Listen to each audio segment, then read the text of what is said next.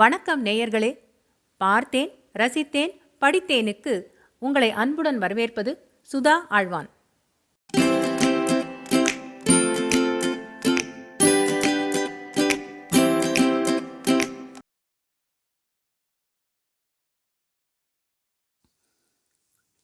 அமரர் கல்கியின் சாகித்ய அகாடமி விருது பெற்ற அலை ஓசை பாகம் 2 புயல் அத்தியாயம் 21 ரஜினிபூர் பைத்தியக்காரி. போலீசார் வந்த பிறகு சற்று நேரம் வாசலிலேயே பேசிக் கொண்டிருந்தார்கள். சில நிமிஷங்களுக்கெல்லாம் ராகவனும் ஒரு போலீஸ் உத்தியோகஸ்தரும் உள்ளே வந்தார்கள். ராகவன் தாரிணியை சுட்டிக்காட்டி, இந்த பெண்மணிதான் என்று சொன்னான். முகத்தை பார்த்தாலே தெரிகிறது, ரொம்பவும் பயந்து போயிருக்கிறார். பயப்பட காரணம் இல்லை என்று நான் சொல்லவில்லை. இருந்தாலும் கையிலே இரத்தக்கரையை கூட இன்னும் கழுவவில்லை போல் இருக்கிறதே என்று போலீஸ் அதிகாரி கூறினார். கழுவலாமோ கூடாதோ என்று சந்தேகமாயிருந்தது. நீங்கள் வருவதற்குத்தான் காத்திருந்தேன் என்றாள் தாரிணி. குரல் எப்படி நடுங்குகிறது பார்த்தீர்களா? இந்த பெண்மணியை உத்தேசித்துதான் போலீஸ் ஸ்டேஷனுக்கு நேரே கார் ஓட்டிக் கொண்டு வரவில்லை. எப்படியாவது இவருடைய பெயரை சம்பந்தப்படுத்தாமல் இருந்தால் நல்லது. என்னால் முடிந்த வரையில் பார்க்கிறேன். இவருடைய விலாசம் தெரியும் அல்லவா? ஒருவேளை இவருடைய சாட்சியம் அவசியம் தேவையாயிருந்தால் எப்போது சொன்னாலும் நானே அழைத்துக் கொண்டு வருகிறேன்.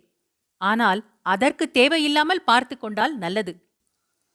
பார்க்கலாம். நீ ஒன்றும் பயப்படாதே அம்மா. போய் கைகளை சுத்தமாய் அலம்பிக்கொள். இந்த மாதிரி காரியங்களில் ஸ்திரீகள் தலையிடவே கூடாது. இது உனக்கு ஒரு பாடமாயிருக்கட்டும். இந்த சம்பவத்தை பற்றி யாரிடமும் பேசாதே. உனக்கு தெரியும் என்பதாகவே காட்டிக்கொள்ளாதே. இவ்விதம் தாரிணியை பார்த்து சொல்லிவிட்டு போலீஸ் அதிகாரி ராகவனை பார்த்து, நாம் போகலாம் வாருங்கள். இப்போதே ஒருவேளை டூ லேட் ஆகி போயிருக்கலாம் என்று சொன்னார். சீதா, நான் போய் வருகிறேன். தாரிணி இன்றைக்கு இங்கேயே இருக்கட்டும் என்றான் ராகவன். போலீஸ் உத்தியோகஸ்தர் தாரிணியிடம் பேசியது சீதாவுக்கு அரைக்குறையாகத்தான் புரிந்தது. தாரிணியை மட்டும் காப்பாற்றிவிட்டு தன்னுடைய கணவன் ஏதோ ஆபத்துக்கு உட்படப் போவதாக அவளுக்கு தோன்றியது. எங்கே போகப் போகிறீர்கள்? நானும் உங்களுடன் வருகிறேன் என்று நடுங்கிய குரலில் கூறினாள். போலீஸ் உத்தியோகஸ்தர் இதற்குள் அவளுடைய பயத்துக்கான காரணத்தை தெரிந்து கொண்டார். இவர்தான் உங்கள் மனைவியா? பயப்பட வேண்டாம்மா. உன் புருஷனை கைது செய்து கொண்டு போகவில்லை. போலீஸ் ஸ்டேஷனுக்கு வந்து ஒரு வாக்குமூலம் எழுதி வைக்க வேண்டும், அவ்வளவுதான். அரை மணி நேரத்தில் திரும்பி வந்து விடுவார் என்றார். அது உண்மைதானா என்று அறிந்து கொள்ள வேண்டி சீதா ராகவனுடைய முகத்தை பார்த்தாள். அவன் சிறிது முகமலர்ச்சியுடனேயே, ஆமா சீதா, எனக்கு ஆபத்து ஒன்றும் இல்லை. நானும் சூர்யாவும் அரை மணியில் திரும்பி வந்து விடுவோம். தாரிணி, சீதாவிடம் எல்லாம் சொல்லிவிடு. அவள் வீண் பீதி அடைந்திருக்கிறாள் என்று சொல்லி போலீஸ் அதிகாரியை தொடர்ந்தான். சில நிமிஷங்களுக்கெல்லாம் வாசலில் இருந்து மோட்டாரும் மோட்டார் சைக்கிளும் புறப்பட்டு சென்றன. சீதா வாசற்கதவை தாளிட்டு கொண்டு வந்தாள்.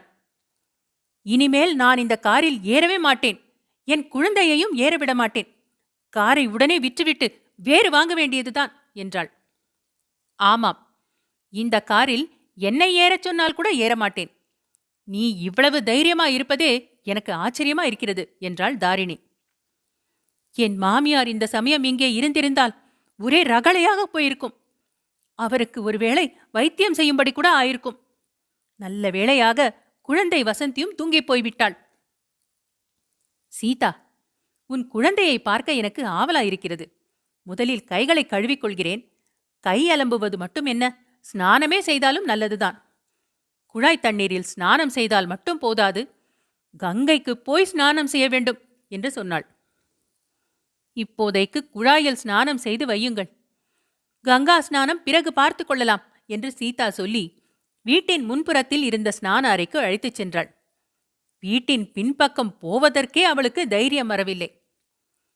ராகவனும் சூர்யாவும் திரும்பி வந்தபோது சீதாவும் தாரிணியும் சமையல் அறையில் ரொட்டி தயாரித்துக் கொண்டிருந்ததை பார்த்தார்கள். அவர்களுக்கு இந்த காட்சி மிகவும் சந்தோஷமளித்தது. பசியே இல்லை என்று அவர்கள் சத்தியம் செய்துவிட்டு, நீங்கள் இவ்வளவு கஷ்டப்பட்டு ரொட்டி தயாரித்திருப்பதால் கொஞ்சம் சாப்பிடுகிறோம் என்றார்கள். தாரிணி குளித்திருப்பதை பார்த்துவிட்டு அவர்களும் குளித்து வரச் சென்றார்கள். சூர்யா கொல்லை பக்கத்து ஸ்நான அறைக்கு போய் ஸ்நானம் செய்துவிட்டு வந்தான். அத்தங்கா, ஸ்நான அறைக்கு எதிரே ஒரு அறை பூட்டி கிடக்கிறதே, அதில் என்ன இருக்கிறது? ஏதோ சத்தம் கேட்டது என்றான். சீதா முகத்தை வேறு பக்கம் திருப்பிக் கொண்டு, பெருச்சாளி ஓடி இருக்கும் என்றாள். இல்லை, உள்ளே இருந்து யாரோ கதவை தட்டுவது போல் இருந்தது என்றான் சூர்யா. ஒருவேளை பூனை பிராண்டி இருக்கும் என்றாள் சீதா. தாரிணி, ஸ்நான அறையில் உங்கள் கைக்குட்டையை போட்டுவிட்டு வந்தீர்கள் போல் இருக்கிறது. ஒரே இரத்தக்கரையா இருந்தது. அதை நான் நன்றாக அலம்பி உலர்த்தினேன் என்று சொன்னான் சூர்யா. இல்லையே, நான் போடவில்லையே என்று சொல்லி தாரிணி சீதாவின் முகத்தை பார்த்தாள். சீதாவும் தாரிணியின் முகத்தை பார்த்தாள். ஞாபக மறதியாய் சொல்கிறீர்கள் என்றான் சூர்யா. சீதா பேச்சை மாற்ற விரும்பி, இந்த காரை விற்றுவிட வேண்டும் தெரியுமா? இனிமேல் நான் இந்த காரில் ஏறமாட்டேன் என்றாள். நான் அப்போதே தீர்மானித்து விட்டேன். நாளைக்கு முதல் காரியம் காரை விற்கப் போகிறேன். இரண்டாவது, ரிவால்வர் லைசென்ஸ் வாங்கப் போகிறேன். காலம் எப்படி கெட்டுப் போய்விட்டது! சாலையோடு போகிறவனை குத்திக் கொல்வது என்றால், அதுவும் இந்த புதுடில்லியில் என்றான் ராகவன். பிறகு எல்லோரும் வட்டமான மேஜையை சுற்றி சாப்பிடுவதற்கு உட்கார்ந்தார்கள். சீதா, உன் அம்மாஞ்சி இருக்கிறானே, அவன் மகா தைரியசாலி. காரிலே இருந்தபோது அவனுக்கு கை கால் நடுங்கிக் கொண்டிருந்தது. கீழே இறங்கியதும் பேச்சு பிரமாதம் என்றான் ராகவன். நான் பயப்பட்டேன் என்பதை ஒப்புக்கொள்கிறேன். ஆனாலும் உங்களைப் போல் தெருவில் ஒருவன் மரணகாயம் பட்டு கிடக்கும்போது நமக்கென்ன என்று போக மாட்டேன் என்றான் சூர்யா. போதும் போதும் இந்த பேச்சு, வேறு ஏதாவது பேசுங்கள் என்றாள் சீதா. வேறு என்ன பேசுவது? நீதான் பேசேன் என்றான் ராகவன். இவர்கள் 2 பேரும் இத்தனை நாளாக ஏன் நம்முடைய வீட்டை எட்டி கூட பார்க்கவில்லை என்று கேளுங்கள். எனக்கு ரொம்ப வேலை இருந்தது அத்தங்கா, மன்னித்துக்கொள். இனிமேல் அடிக்கடி வந்து கொண்டிருக்கிறேன். மாப்பிள்ளைக்கு ஆட்சேபம் இல்லாவிட்டால். நீ வருவதில் எனக்கு என்ன ஆட்சேபம் இருக்க முடியும் சூர்யா? நொண்டிச்சாக்கு சொல்கிறாயா? அப்படி கேளுங்கள் நன்றாய். சூர்யா, நீ வருவதில் மாப்பிள்ளைக்கு எதற்காக ஆட்சேபம்? வேலையாம் வேலை. இந்த அக்காவை பார்க்க போவதற்கு மட்டும் வேலை ஒழிந்ததோ? அத்தங்கா, இவரும் நானும் ஒரே கட்சியை சேர்ந்தவர்கள். ஆகையால் வேலை நிமித்தமாகவே நாங்கள் அடிக்கடி சந்திக்க வேண்டியிருக்கிறது. அது என்ன கட்சியோ காட்சியோ எனக்கு தெரியாது. நீங்கள் 2 பேரும் இனிமேலாவது இங்கே அடிக்கடி வந்து கொண்டிருந்தால் எனக்கு திருப்தியாயிருக்கும். நான் வந்திருப்பேன் சீதா. உண்மை காரணத்தை இப்போது சொல்லிவிடுகிறேன். உன் மாமியாருக்கு பயந்து கொண்டுதான் வரவில்லை என்று தாரிணி கூறினாள். என் மாமியாரை கண்டு எதற்காக நீங்கள் பயப்பட வேண்டும்? நானே பயப்படுவதில்லையே. அவரை பற்றி சூர்யா ஏதாவது இல்லாததும் பொல்லாததும் சொல்லியிருக்கிறான் போல் இருக்கிறது. என் மாமியாரை போன்ற ஒரு நல்ல மாமியாரை இந்த பூவுலகத்திலேயே காண முடியாது. பெற்ற பெண்ணுக்கு மேலாக என்னிடம் பிரியமாயிருக்கிறார். அந்த சமயம் சீதாவிடம் ராகவனுடைய அன்பு பூரணமடைந்தது. அன்பு மட்டுமா, நன்றியும் கூடத்தான். இப்போதென்ன சொல்கிறாய் என்ற பாவனையாக தாரிணியை ராகவன் பார்த்தான். தாரிணியும் ராகவனை பார்த்தாள். அவர்கள் கண்களின் மூலமாக பேசிக்கொண்டதை சீதா கவனிக்கவில்லை. கவனித்திருந்தாலும் அந்த நயன பாஷையின் பொருள் அவளுக்கு விளங்கியிராது. சாப்பிட்டு முடிந்து எல்லோரும் முன்னறைக்கு வந்ததற்கும் டெலிபோன் மணி அடித்ததற்கும் சரியா இருந்தது. ராகவன் ரிசீவரை எடுத்துக்கொண்டு பேசினான். ஓஹோ, உயிர் போய்விட்டதா? அடடா, கத்திக்காயத்தினால் மரணம் என்று டாக்டர் சர்டிபிகேட் கொடுத்திருக்கிறாரா? ரொம்ப சரி. யார்? விநாயகராவ் மத்தோங்கரா? உலகத்துக்கு ஒரு நஷ்டமும் இல்லை. ஆனாலும் கொலை கொலைதானே. யாராயிருக்கும்? ஏதாவது ஊகம்? ரஜினிபூர் பைத்தியக்காரியா? கேள்விப்பட்டதே இல்லையே. சரி சரி, பார்த்துக் கொள்கிறேன். ரொம்ப வந்தனம். டெலிபோன் ரிசீவரை ராகவன் வைத்ததும் ஏக காலத்தில் 3 பேரும் என்ன என்ன என்று பரபரப்புடன் கேட்டார்கள். அந்த விஷயமாகத்தான் பேசவே கூடாது என்கிறாயே என்றான் ராகவன். பரவாயில்லை, சொல்லுங்கள். சாப்பிடும்போது அந்த பேச்சு வேண்டாம் என்று சொன்னேன் என்றாள் சீதா. அப்படியானால் கேட்டுக்கொள். ஆஸ்பத்திரியில் நாங்கள் கொண்டு போய்விட்ட அரை மணிக்குள் உயிர் போய்விட்டதாம். கத்தி குத்தினால் சாவு என்று டாக்டர் சர்டிபிகேட் கொடுத்திருக்கிறாராம். கொலையுண்டு செத்துப்போனவனின் பெயர் விநாயகராவ் மதோங்கர் ரஜினிபூரில் பழைய ரஜினிபூர் மகாராஜாவின் துர்மந்திரி என்று சொன்னேனே, அவன்தான். கொஞ்ச நாளாக இந்த ஊரில் இருந்தானாம். கிளப்பில் ரொம்ப பேருக்கு அவனை தெரியுமாம். குடித்துவிட்டு ரகளை செய்வானாம். ரஜினிபூர் பைத்தியக்காரி என்று பெயர் பெற்ற ஸ்திரீ அவனை சில நாட்களாக அடிக்கடி தொடர்ந்து போய்க் கொண்டிருந்தாளாம். போலீசில் கூட மதோங்கர் புகார் செய்திருந்தானாம். ஏற்கனவே ரஜினிபூர் மகாராஜாவை கொல்ல முயற்சித்தவளாம். இவனை கொன்றவளும் அவளாய்த்தான் இருக்கும் என்று ஊகிக்கப்படுகிறதாம். போதுமா? எத்தனையோ துப்பறியும் கதைகள் படித்திருக்கிறோம்.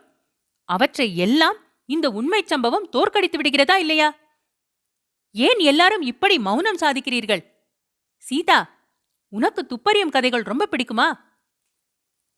ரஜினிபூர் பைத்தியக்காரி என்றதும் சீதாவும் தாரிணியும் ஒருவரையொருவர் பார்த்து கொண்டார்கள்.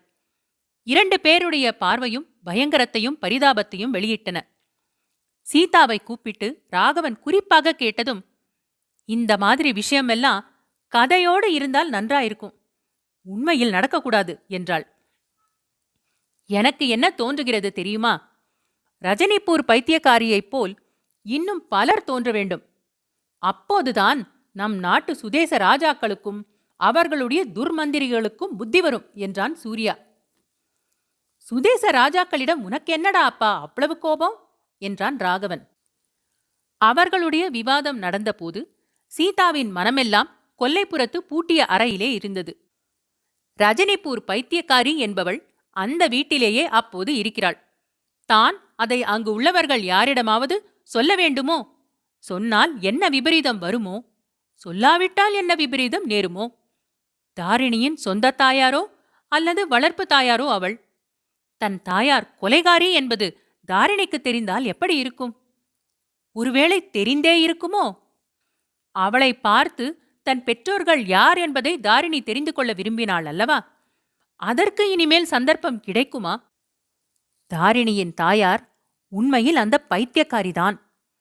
இப்படிப்பட்ட காரியம் செய்ய உத்தேசித்திருக்கும்படியினால் தாரிணியின் மனம் நோகாமல் இருக்கும் பொருட்டு வளர்ப்பு தாயார் என்று பொய் சொல்லியிருப்பாள்.